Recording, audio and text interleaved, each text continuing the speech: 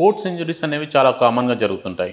అందులో most of the times మనకి effect అయ్యేది నీ జాయింట్. సో, ఆ జాయింట్‌కి వచ్చే ఇంజరీస్ ఎలాగుంటాయి అండ్ వాటి ట్రీట్మెంట్ ఆప్షన్స్ ఎలాగుంటాయి మాతో డిస్కస్ చేయడానికి మా ఇద్దరు orthopedicians doctor Venkat Vinay Atluri and doctor Suraj Kumar Chowdary మనతో పాటు ఉన్నారు. Welcome doctors. సో, ఈ స్పోర్ట్స్ ఇంజరీస్‌లో మోస్ట్ కామన్ ఇంజరీ ఏం చూసుంటారు మీరు? అండ్ ఇంజరీ అయినప్పుడు జనరల్లీ ఎలాంటి సింప్టమ్స్‌తో వాళ్ళ మీ దగ్గరికి వస్తుంటారు? సాధారణంగా స్పోర్ట్స్ ఇంజురీస్లో మోస్ట్ కామన్గా మనం చూసేది ఏసీఎల్ ఇంజురీ అనమాట. సో ఏసీఎల్ అంటే అది ఒక లిగమెంట్ అనగా మనకి బోన్ టు బోన్ కనెక్షన్ ఉండే దీన్ని లిగమెంట్ అని అంటాం. సో ఏసీఎల్ అనేది మనకి తొడ ఎముకకి కాలు ఎముకకి మధ్యలో ఉండే కనెక్షన్ అనమాట. అది మన మోకాల్ జాయింట్ని కొంచెం స్టేబుల్గా ఉంచడానికి, అంటే కాలు ఎముక తొడ ఎముక నుంచి ముందుకు జారిపోకుండా అది స్టెబిలిటీ ఇస్తుందన్నమాట. సో యూజువల్గా మనం స్పోర్ట్స్ ఇంజురీస్లో యూజువల్గా కామన్గా చూసేది ఏసీఎల్ ఇంజురీస్. స్పోర్ట్స్ అంటే స్పోర్ట్స్ అనే కాదు, ఇది యాక్సిడెంట్స్లోనూ కామన్గా చూస్తాము, ట్విస్టింగ్ ఇంజురీస్ ఉన్నా చూస్తాము, కొంచెం ఏదన్నా ఎత్తు నుంచి దూకేటప్పుడు కాలు సడన్గా పట్టు విడిచినట్లున్నా మనకి ఏసీఎల్ ఇంజురీస్ అనేది చూస్తూ ఉంటామంట. సో ఒక్కొక్కసారి ఏమవుతుందంటే మన స్పోర్ట్స్ టైంలో కానీ ఇట్లా యాక్సిడెంట్స్ టైంలో కానీ ఏదైనా ఎత్తు నుంచి దూకినప్పుడు కానీ ఆ మజిల్స్ సరైన టైంలో రిక్రూట్ అవ్వకుండా ఉండటం వల్ల ఆ ఫోర్సెస్ మొత్తము ఒక ఏసీఎల్ మీదకి వస్తాయి అన్నమాట. ఆ టైంలో ఏసీఎల్ అనేది రప్చర్ అవ్వడం అనేది జరుగుతుంది. సో ఏసీఎల్ రప్చర్ అవ్వడం వల్ల ఏమవుతుందంటే మనకి ఫర్ ఎగ్జాంపుల్ ఇది తొడ ఎముక అనుకుంటాం, ఇది కాలు ఎముక అనుకుంటే, సో ఏసీఎల్ అనేది కాలు ఎముకని ఇట్లా ముందుకు రానివ్వకుండా ప్రివెంట్ చేస్తూ ఉంటుంది అనమాట. సో ఈ ఇంజురీ అయిన వాళ్ళలో ఏంటంటే కాలు పట్టు విడుస్తూ ఉంటుంది. సో యూజువల్గా జరిగిన వెంటనే వాపు అండ్ నొప్పితో వస్తారు పేషెంట్స్. కొంతమంది ఏంటంటే వాపే కదా తగ్గిపోతుంది అంటే వాళ్ళు నడవగలుగుతారు, కాలు మీద బరువు వేసి నడవగలుగుతారు. సో కొంతమంది దాన్ని అశ్రద్ధ చేస్తారనమాట. అట్లాంటప్పుడు ఏమవుతుందంటే కొన్నాళ్ళు నడవగా వాపు అది తగ్గిన తర్వాత వాళ్ళకి కాలు పట్టు విడుస్తున్నట్లు అనిపించడం కానీ ఆర్ కాలు పూర్తిగా బెండ్ చేయలేకపోవడం కానీ ఇలాంటి కంప్లైంట్స్ సాధారణంగా మన దగ్గరికి వస్తూ ఉంటారు అనమాట. జనరల్లీ జాయింట్ లేదా లిగమెంట్ ఇంజరీస్ అయినప్పుడు వాళ్ళకి మనం చెప్పేది ఫస్ట్ రెస్ట్ అని చెప్తుంటారు అండ్ దాని తర్వాత ఒకవేళ దాంతో తగ్గట్లేదంటే సర్జరీకి చెప్తుంటారు. బట్ కొన్నిసార్లు మనం 3 వీక్స్ 4 వీక్స్ కొన్నిసార్లు మంత్స్ రెస్ట్ తీసుకోమని చెప్పినప్పుడు పేషెంట్స్ చాలా వరకు ఇగ్నోర్ చేస్తుంటారు. మేబీ 3 వీక్స్ చెప్తే 1 వీక్ అవగానే వాళ్ళు డ్యూటీస్ రెజ్యూమ్ చేయడం అలాంటివి చేస్తుంటారు. ఇలా చేయడం వల్ల ఆ ఆర్గన్కి వచ్చే డ్యామేజ్ ఎలాగ ఉంటుంది? ఇఫ్ ఇన్ కేస్ పేషెంట్ కనుక రెస్ట్ తీసుకోకుండా ఇమీడియట్గా ఫిజికల్ యాక్టివిటీస్ కానీ లేదంటే నడిచినా కానీ లేదంటే ఇంకేమైనా స్పోర్ట్స్ యాక్టివిటీస్కి వెళ్ళినా కానీ అప్పుడు ఏమవుతుందంటే మోకాలు అనేది టిబియా ఫీమర్ ఉంటుంది కదా, ఏసీఎల్ లేనప్పుడు ఏమవుతుందంటే tibia bone will be moving ముందుకు వెళ్ళిపోతూ ఉంటుంది ఎప్పటికప్పుడు అండ్ రొటేషన్లో తిరుగుతూ ఉంటుంది. ఆ 2 థింగ్స్ జరుగుతూ ఉంటాయి. ఆ 2 థింగ్స్ జరిగినప్పుడు ఏమవుతుందంటే పైన ఉన్న బుషెస్ వాషర్ మెనిస్కస్ అవన్నీ కూడా ఆ ఫోర్స్ మూలాన ముందుకు వెళ్ళిపోతూ ఉంటుంది. ఆ ముందుకు వెళ్ళిపోయినప్పుడు కింద ఉన్న బోన్ మీద ఉన్న కార్ట్లేజ్ డ్యామేజ్ అవటము, కార్ట్లేజ్ మైక్రోస్కోపిక్గా డ్యామేజ్ స్టార్ట్ అవుతుంది. స్టార్ట్ అయినప్పుడు వెంటనే if you keep moving those activities అన్ని ఇంకా ఎక్కువ చేసుకుంటూ వెళ్ళిపోతే యాక్టివిటీస్ మూలాన ఏమవుతుందంటే ఇంకా ఆ అరుగుదల అనేది బాగా పెరిగిపోతుంది. మేజర్ ప్రాబ్లం ఇలా వెయిట్ చేయకుండా యాక్టివిటీస్ కంటిన్యూ చేసినా లేదంటే గేమ్స్కి వెళ్ళినా స్పోర్ట్స్ యాక్టివిటీస్ ఇంకా బిఫోర్ సర్జరీ చేసినా అరుగుదల అనేది మోస్ట్ కామనెస్ట్గా జరిగే కాంప్లికేషన్. ఇంజరీ అయిన వెంటనే వాళ్ళు తీసుకోవాల్సిన జాగ్రత్తలు ఎలా ఉంటాయి? అంటే హాస్పిటల్కి వచ్చేటప్పుడు కానీ వచ్చిన తర్వాత కానీ వాళ్ళు ఎలాంటి జాగ్రత్తలు తీసుకోవాలి? యూజువల్గా ఇంజురీ జరిగిన వెంటనే మనము ఏంటంటే ఏసీఎల్ అనేది మనకి ఎమర్జెన్సీ సర్జరీ కాదు. సో ఏసీఎల్ ఇంజురీ అయిన తర్వాత మనకి సంవత్సరం తర్వాత 2 సంవత్సరాల తర్వాత కూడా పేషెంట్స్ వచ్చి సర్జరీ అది చేయించుకుంటూ ఉంటారు. సో ఏసీఎల్ ఇంజురీ అయినప్పుడు అంటే ఏసీఎల్ టేర్ అయినప్పుడు మనం యూజువల్గా సర్జరీ అనేది ఫస్ట్ కొన్ని వీక్స్ అవాయిడ్ చేస్తాం. ఎందుకంటే ఎమర్జెన్సీగా సర్జరీ చేస్తే ఏంటంటే జాయింట్లో ఆర్థ్రోఫైబ్రోసిస్ అంటాము, అంటే జాయింట్లో అతుకులు ఏర్పడిపోయి జాయింట్ అంతా స్టిఫ్ అయిపోయే ఛాన్సెస్ ఎక్కువ ఉంటాయి. సో మనం ఇది ప్రివెంట్ చేయాలి అంటే కొన్ని రోజులు అంటే యూజువల్గా ఏంటంటే మనకి ఆ స్వెల్లింగ్ అంతా కంట్రోల్ అవ్వాలన్నమాట. స్వెల్లింగ్ తగ్గి మోకాలు కంప్లీట్గా బెండ్ అవ్వగలగాలి. రెండోది మనకి క్వాడ్రిసెప్స్ అంటాము, మన మోచిప్ప ఉంటుంది కదా, దాని చుట్టూ ఉండే మజిల్స్ అవి కొంచెం స్ట్రెంగ్త్ రీగెయిన్ చేసుకోవాలి. సో మనం ఇనీషియల్గా ఈవెన్ అంటే మనకి ఇంజురీ అయిన వెంటనే పేషెంట్ మన దగ్గరికి వచ్చినప్పటికీ మనం వెంటనే సర్జరీ అనేది ఆఫర్ చేయమన్నమాట. సో ఫస్ట్ మనం ఏంటంటే ఆ స్వెల్లింగ్ కంట్రోల్ చేయడానికి మెడిసిన్స్ అండ్ మనం పేషెంట్ని ఫిజియోథెరపీకి ఇది చేస్తాము. సాధారణంగా అయితే ఫస్ట్ వీక్లో ఎప్పుడు సర్జరీ అనేది మనం చేయము. అండ్ ఎర్లీగా సర్జరీ చేయడానికి కొన్ని కారణాలు ఉంటాయి. అంటే ఫర్ ఎగ్జాంపుల్ ఆ పేషెంట్కి ఈ ఏసిఎల్ కట్ అవడంతో పాటు లోపల మనకి వాషర్ లాగా మెనిస్కై అని ఉంటాయి అన్నమాట. సో ఆ మెనిస్కస్ అనేది కూడా ఏమైనా టేర్ అయితే సో అప్పుడు మనం ఏంటంటే మనం మెనిస్కస్ రిపేర్ అనేది ఎంత ఎర్లీగా చేస్తే అంత రిజల్ట్స్ బాగుంటాయి కాబట్టి సో మెనిస్కల్ రిపేర్ కోసం ఒక్కొక్కసారి ఏసిఎల్ అనేది మనం అంటే ఫస్ట్ ఫ్యూ వీక్స్లో చేయాల్సి వస్తే మెనిస్కల్ రిపేర్ చేసేటప్పుడే ఏసిఎల్ కూడా రిపేర్ చేస్తాము, రీకన్స్ట్రక్షన్ చేస్తాము. ఒకవేళ మెనిస్కల్ టేర్స్ అట్లా ఏమీ లేదు, ఓన్లీ ఏసిఎల్ టేర్ మాత్రమే ఉంది అంటే అప్పుడు కూడా మనం ఏంటంటే డిపెండ్స్ అనమాట. ఏసిఎల్ టేర్ ఎంత ఉంది, లెస్ దాన్ 50% టేర్ ఉందా, మోర్ దాన్ 50% టేర్ ఉందా, అండ్ పేషెంట్ డిమాండ్ ఏంటి, పేషెంట్ ఏజ్ ఏంటి, మోకల్ కండిషన్ ఎలా ఉంది, జాయింట్లో ఆర్థరైటిస్ ఆల్రెడీ ఉందా లేదా, యంగ్ పేషెంటా, జాయింట్ అంతా బాగుందా. సో ఇవన్నీ మనం చూసుకొని దాన్ని బట్టి మనం సర్జరీ చేయాలా వద్దా అనేది డిసైడ్ చేస్తాం. ఫర్ ఎగ్జాంపుల్ ఇప్పుడు మనకి లెస్ దాన్ 50% ఏసిఎల్ టేర్ ఉంది.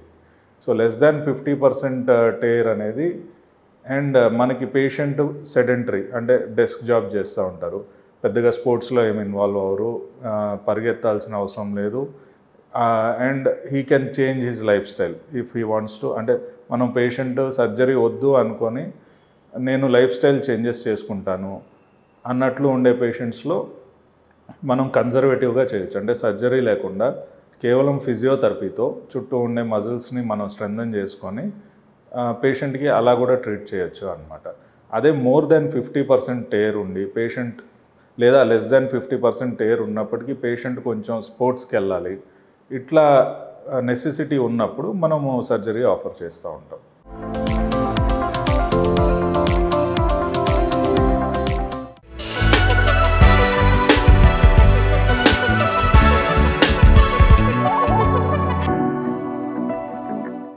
ఈ జాయింట్ ఇంజరీస్ స్పెసిఫికల్గా ఏసిఎల్ టైర్స్ కానీ అలాంటివి అయినప్పుడు మీరు సర్జరీ అడ్వైజ్ చేస్తే కనుక కొన్నిసార్లు పేషెంట్స్ ఏం చేస్తారంటే నేను వితౌట్ సర్జరీ వెయిట్ చేస్తే తగ్గుతుందేమో చూస్తాను అన్నట్టుగా చేస్తుంటారు.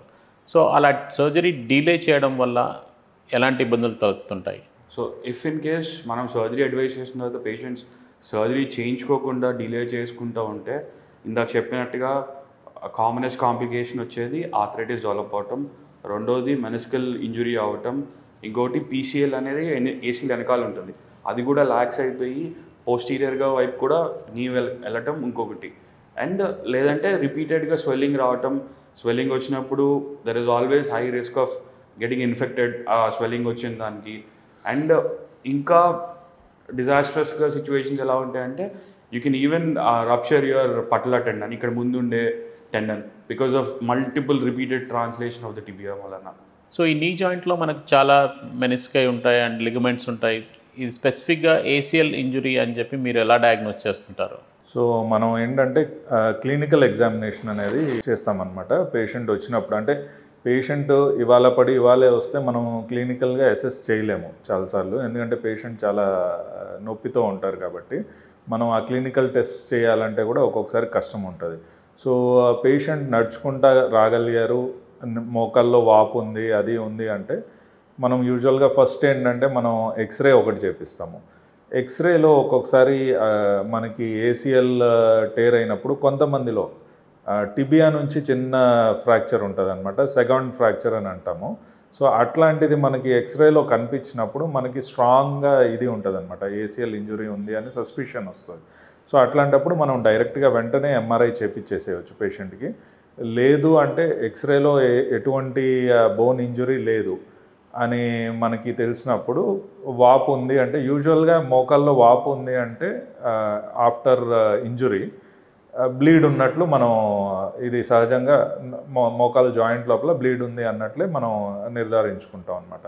సో జాయింట్లో బ్లడ్ అండ్ ఇది ఉంది అంటే యూజువల్గా ఒకటి ఏదర్ హెయిర్ లైన్ ఫ్రాక్చర్స్ ఏదైనా ఉండాలి, అంటే ఎక్స్రేస్లో కనపడినటువంటి హెయిర్ లైన్ ఫ్రాక్చర్స్ ఏదైనా ఉండాలి, ఆర్ లిగమెంట్ ఇంజురీ అన్నా ఉండాలి.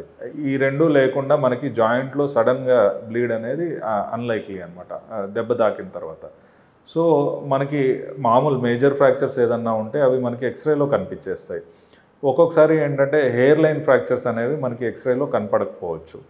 సో అండ్ నేను చెప్పినట్లుగా ఇందాక ఏసీఎల్లో ఉండే సెకండ్ ఫ్రాక్చర్స్ కానీ అట్లాంటివి కానీ మనకి ఎక్స్రేలో కనపడినప్పుడు మనం ఏం చేయొచ్చు అంటే మనం ఇమీడియట్గా కావాలంటే ఎంఆర్ఐకి వెళ్ళిపోవచ్చు. సో ఎంఆర్ఐలో మనకి ఏసీఎల్ ఇంజురీ కానీ అట్లా ఏదన్నా ఏసీఎల్ టేర్ ఉన్నా, ఒకవేళ టేర్ ఉంటే ఎంత టేర్ ఉంది అది దాంట్లో ఎంఆర్ఐలో మనకు తెలుస్తుంది అనమాట. మిగతా మెనిస్కల్ టేర్లు కానీ, వేరే పీసీఎల్ టేర్ కానీ, ఎంసీఎల్ ఎల్సీఎల్ టేర్లు కానీ ఇట్లాంటివన్నీ కూడా మనకి ఎంఆర్ఐలో తెలుస్తాయి. ఒక్కొక్కసారి ఏంటంటే ఈ ఇంజురీ అయ్యే టైంలో మనకి ఫీమర్ అంటే తొడ ఎముక కానీ, రెండోది మోచిప్ప బ్యాక్ సైడ్ కానీ, ఆర్ టిబియా అంటాము అంటే కాలు ఎముక. సో వీటిపైన ఉండే కార్టిలేజెస్లో ఎక్కడైనా ఇంజురీ అయ్యి అలాంగ్ విత్ బోన్ చిన్న ఫ్రాక్చర్ కానీ ఇది అయ్యి పీస్ కూడా సెపరేట్ అవ్వచ్చు. ఆస్టియోకాండ్రల్ ఫ్రాక్చర్స్ అంటాం మనం, ఆస్టియోకాండ్రల్ ఫ్రాగ్మెంట్స్. సో అట్లాంటివి కూడా మనకి ఎంఆర్ఐలో క్లియర్గా తెలుస్తాయి అన్నమాట. సో అటువంటి ఏమన్నా ఉన్నా వాటికి ఇమీడియట్గా ట్రీట్ చేయాలి కాబట్టి సో ఎంఆర్ఐ అనేది మనము ఈ ఇంజురీ అయిన వెంటనే స్ట్రాంగ్ సస్పిషన్ ఉంటే మాత్రం ఇమీడియట్గా ఎంఆర్ఐ అనేది చేపించేయవచ్చు.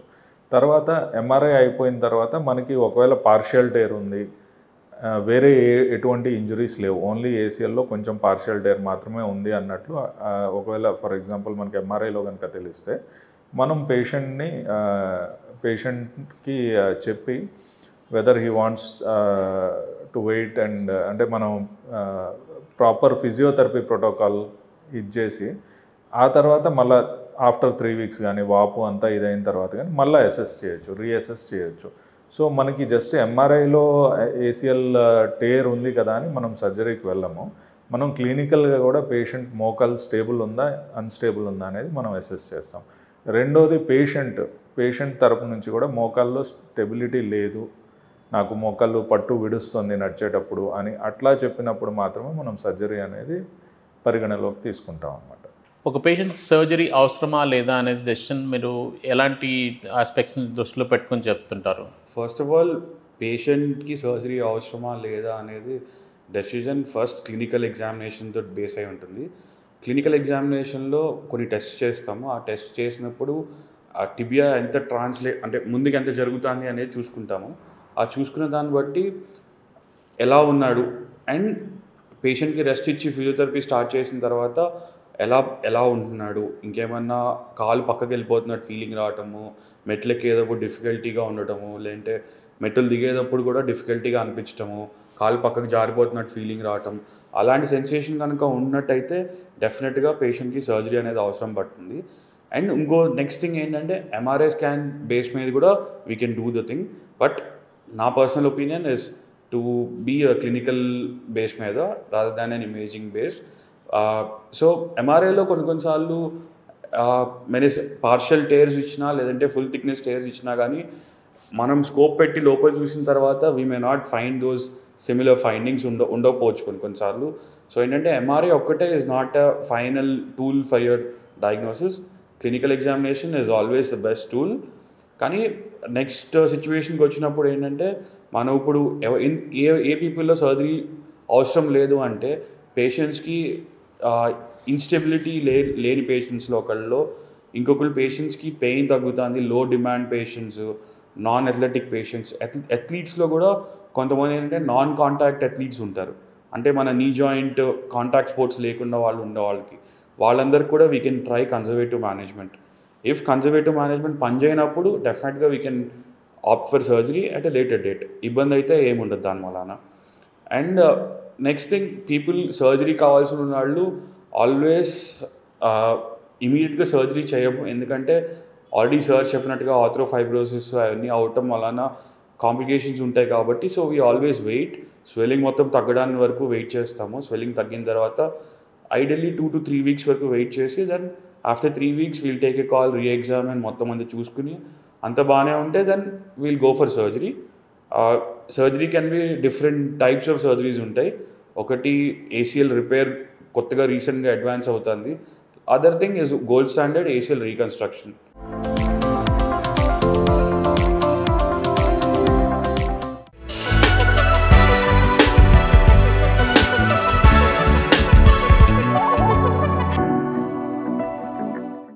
టెక్నాలజీకి వచ్చేసరికి మీరు ఈ సర్జికల్ ఆప్షన్స్లో ఎలాంటి టెక్నాలజీస్ని బాగా వాడుతుంటారు and different types of surgeries ఏమున్నాయి అని చెప్పి? కరెంట్ అంటే మనం ఆర్థ్రోస్కోపిక్ ఏసియల్ రీకన్స్ట్రక్షన్ అని చేస్తాము.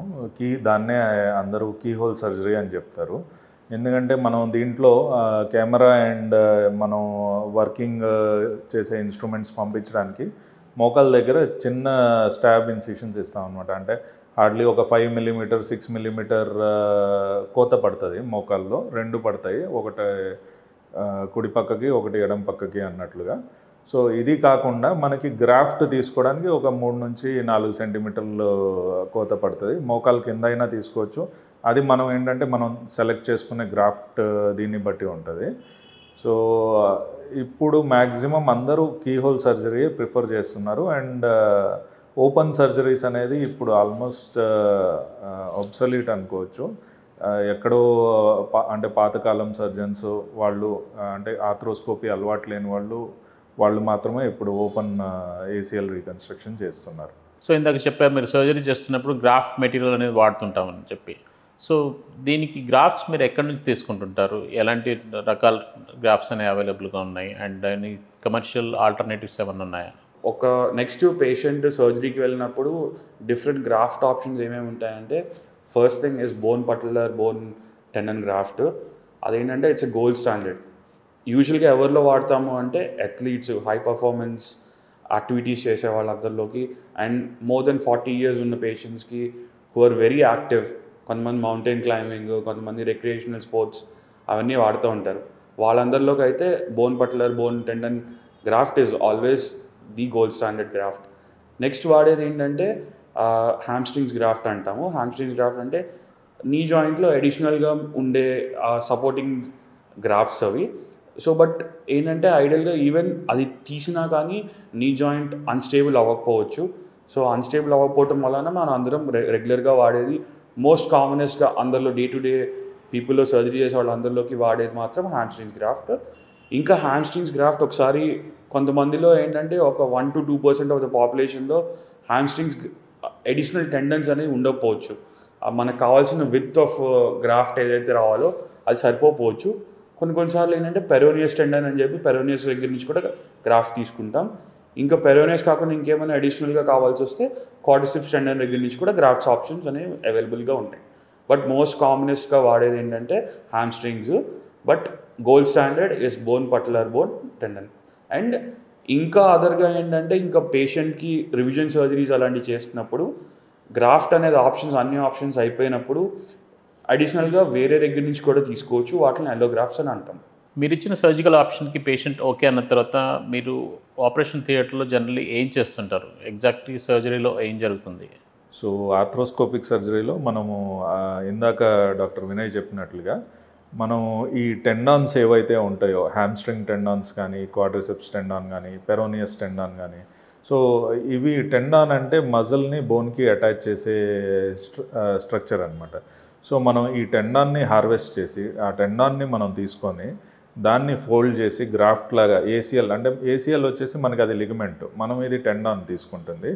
దీన్ని ఫోల్డ్ చేసి మనం ఒక గ్రాఫ్ట్ లాగా రెడీ చేసి, అంటే పేషెంట్ హైట్ వెయిట్ దీన్ని బట్టి మనం టెండాన్ థిక్నెస్ దాన్ని గ్రాఫ్ట్ ఎంత మందంగా ఉంటే పేషెంట్ మోకాల్ని స్టేబుల్గా ఉంచగలుగుతుందో చూసి, సో మనకి దానికి సరిపడా గ్రాఫ్ట్ని తయారు చేసి మనము టిబియాలో అంటే కాలు ఎముకలో టన్నల్ పెడతాము, ఒక సురంగంలాగా ఏర్పాటు చేసి మళ్ళీ తొడ ఎముకలో ఇంకొక టన్నల్ క్రియేట్ చేస్తాము.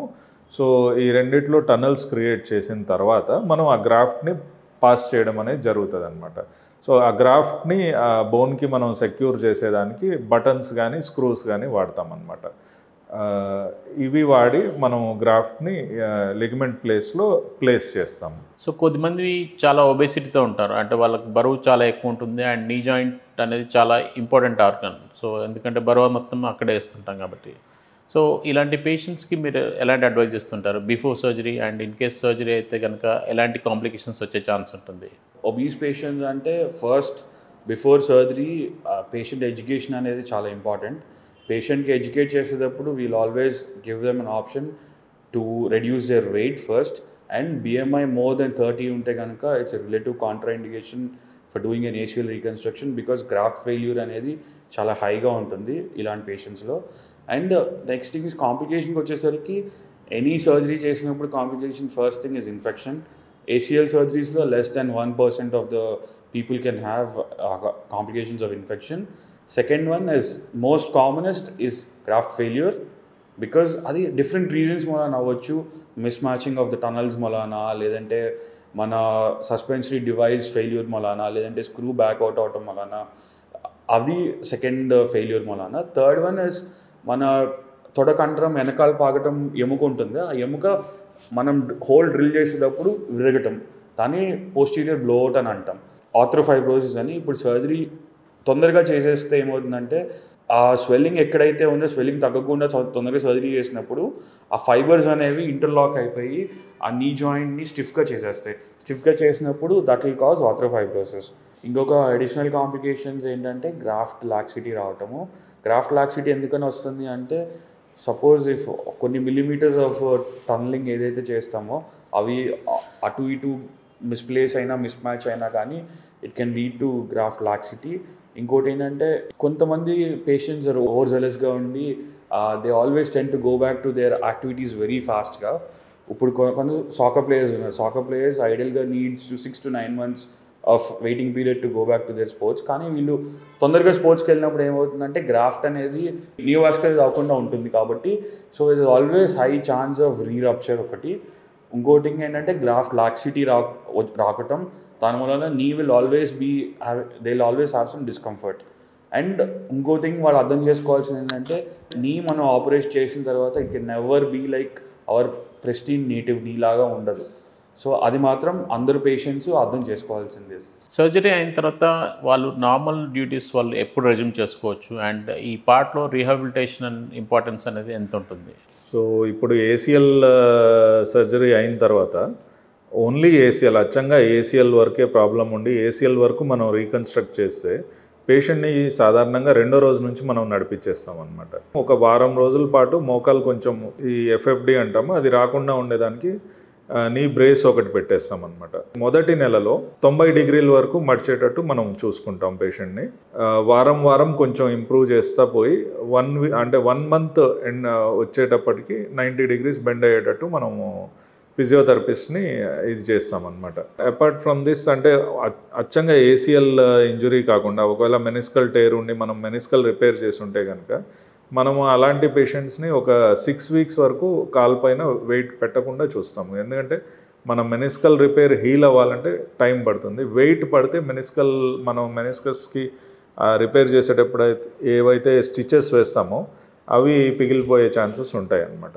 ఇప్పుడు ACL రీకన్స్ట్రక్షన్ అయిన పేషెంట్ నడవడానికైతే 2వ రోజు నుంచి నడవచ్చు. అండ్ మిగతాది అంటే కొంచెం హాపింగ్ కానీ జాగింగ్ లాంటివి చేసుకోవాలంటే 3 to 4 months మనం వెయిట్ చేయమని చెప్తాం యూజువల్గా. అండ్ స్పోర్ట్స్కి వెళ్ళాలి అంటే యూజువల్గా మనం చెప్పేదైతే 1 year వరకు వెయిట్ చేయమని చెప్తాం. సో ఆఫ్టర్ 1 year స్పోర్ట్స్కి అన్నిటికీ వెళ్ళవచ్చు అనమాట. అండ్ ఒకటి ఏంటంటే ACL రీకన్స్ట్రక్షన్ అయిన తర్వాత మళ్ళీ మున్పట్లాగా ఉంటుంది, యాజ్ ఇట్ ఈజ్ నార్మల్గా ఉంటుంది అనేది మనం ముందే పేషెంట్ చెప్తాము. యాజ్ ఇట్ ఈజ్ నార్మల్గా ఉండదు. We try to make it as near as normal as possible అనమాట. అది సో మనకి నీ జాయింట్ అనేది చాలా ఇంపార్టెంట్ ఆర్గన్ అండ్ దాని ఇంజురీస్ని ఎప్పుడు కూడా లైట్ తీసుకోవద్దు. అండ్ రెస్ట్ రిక్వైర్మెంట్ ఉంది అని చెప్తే కనుక ఖచ్చితంగా డాక్టర్స్ మాట వింటే బెటర్. అండ్ ఇన్ కేస్ మీకు ఎలాంటి ఇంజురీస్ అయినా కానీ లేదా ACL టైర్ గురించి మీకు మరింత సమాచారం కావాలంటే మా కొండాపూర్ యూనిట్స్ కనుక మీరు వస్తే మా డాక్టర్స్ ఇద్దరు అవైలబుల్గా ఉంటారు. Thank you.